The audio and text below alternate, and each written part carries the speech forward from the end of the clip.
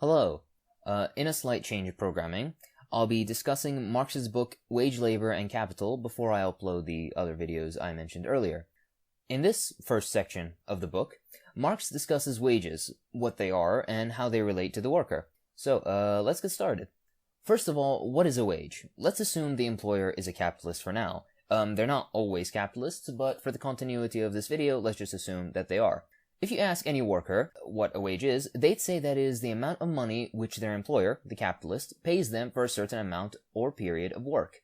So, how much money the worker gets for either how much time he spends working or how much of something, for example chairs, he produces. So, one would assume that if the capitalist pays a worker a certain amount of money, for example $20, for a certain amount of work, then you could basically say that the capitalist buys the labor of the worker with money. The worker sells his labor to the capitalist, and the capitalist buys the worker's labor with money, that $20 we spoke about. This is in fact wrong. The worker doesn't sell his labor, but in fact sells his labor power. Now, this seems like a small difference, but it makes all the change in the world.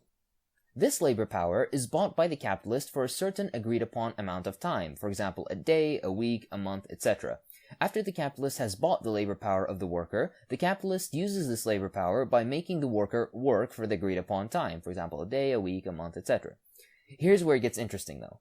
With the same amount of money, let's stick to $20 for now, with the same amount of money the capitalist uses to buy the labor power of the worker, he could have alternatively used it to buy, for example, a few kilos of sugar, or flour, or any other commodity. The $20 with which the capitalist bought, for example, a few kilos of sugar, is the price of those few kilos of sugar. The $20 with which the capitalist bought, for example, 12 hours worth of labor power from the worker, is the price of those 12 hours worth of labor power from the worker. What can we take from this then? Well, labor power is a commodity, no more and no less than those few kilos of sugar. The only difference is, one is measured with a scale, and the other is measured by the clock. This commodity of the workers, labor power, is exchanged by the workers for the commodity of the capitalist, that commodity being money. Not only this, but this exchange has a particular ratio, a certain amount of money for a certain amount of labor power, measured in time of course. For example, for $20, 10 hours of weaving cloth. Naturally, these $20 also represent all other commodities the worker can buy with $20. So, in actuality, the worker has exchanged his commodity, labor power, for commodities of all kinds, at a certain ratio, of course. By paying the worker these $20, the capitalist has given the worker a certain amount of vegetables, bread, cloth, etc., worth $20, in return for his day's work. Thus, these $20 are in fact an expression in which the commodity of labor power is exchanged for other commodities, what Marx called the exchange value of labor power.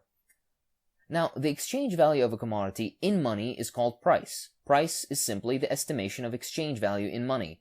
Wages, on the other hand, are simply the special name for the price of labor power. So, wages are simply the name for the price of labor power. To help with the understanding of these concepts, I'll use the excellent example Marx himself gave. Let's take an example of a worker, for example a weaver. This is someone who weaves yarn and other materials into cloth. The capitalist provides the weaver with all material and machinery he requires. The weaver puts himself to work, and from that material, like yarn, cloth is made. At the end of this, the capitalist takes this cloth and sells it for example, $200. Some fancy cloth, I know. Now, this weaver gets a wage of $20, let's say. This $20 the weaver gets in return for his work. Did it come from the cloth being sold? Of course not. Way before the cloth is sold, before it reaches market, and maybe before it is even completed, the weaver gets his wage.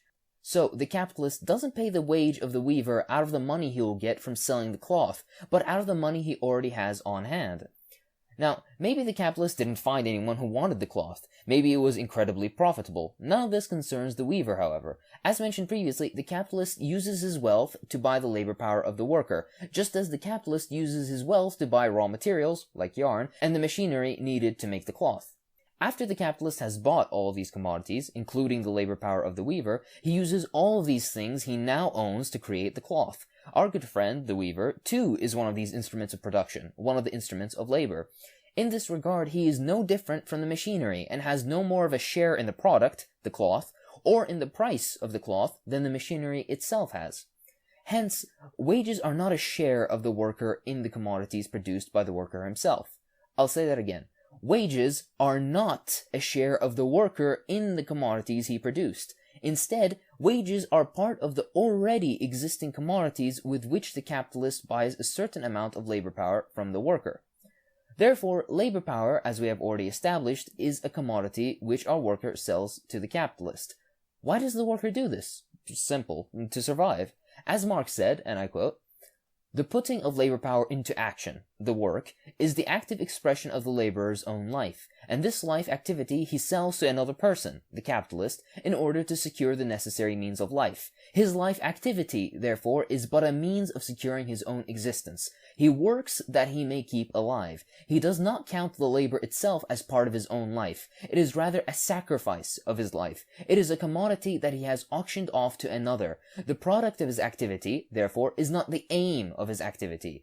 What he produces for himself is not the silk that he weaves, not the gold that he draws up the mining shaft, nor the palace that he builds. What he produces for himself is wages, and the silk, the gold, and the palace are resolved for him in a certain quantity of necessaries of life, perhaps into a cotton jacket, into copper coins, and into a basement dwelling.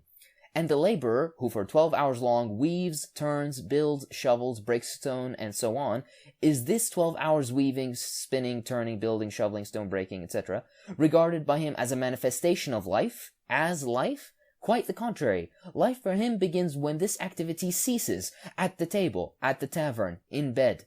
The 12 hours' work, on the other hand, has no meaning for him as weaving, turning, building, and so on, but only as earnings, which enable him to sit down at the table, to take his seat in the tavern, and to lie down in bed.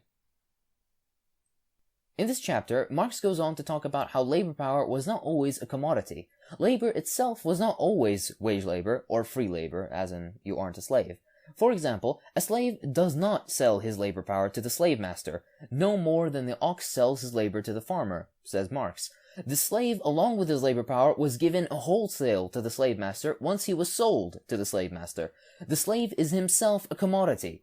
The serf, on the other hand, sells only part of his labor power. Rather than the serf getting something, like a wage, from the landowner, the relationship is turned upside down, with the serf giving something as a tribute to the landowner.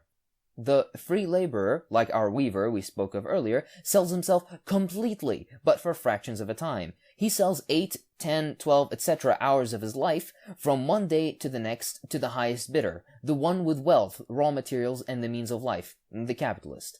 In this regard, the worker doesn't belong to a master, like the slave, or to the soil, like the serf, but rather 8 or 10 or 12, etc. hours of his daily life belong to whoever buys them.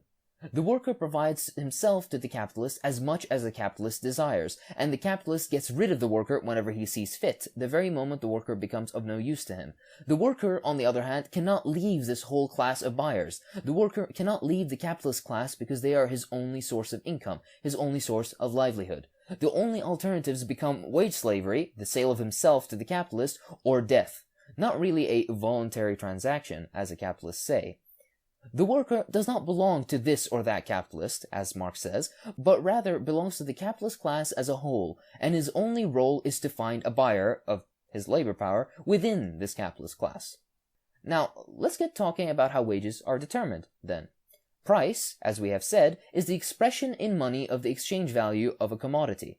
A wage is the special term for the price of labor power, which itself is a commodity as we have already established. Naturally, then, wages are determined by the same laws and mechanisms that determine the price of any other commodity. The question now is, how is the price of a commodity determined then? Well, I'll get onto that in the next video. I hope you found this video helpful. I'll be uploading the things I mentioned in an earlier video in a little bit. And that's about it. Thanks for watching.